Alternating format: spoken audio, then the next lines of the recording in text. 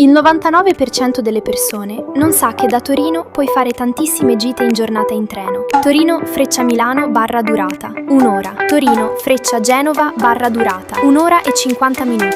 Torino Freccia Verona barra durata 3 ore. Torino Freccia Bologna barra durata 3 ore. Torino Freccia Firenze barra durata 3 ore. Torino Freccia Venezia barra durata 3 ore e 30 minuti. Quale città vuoi vedere nel prossimo video? Scrivilo nei commenti.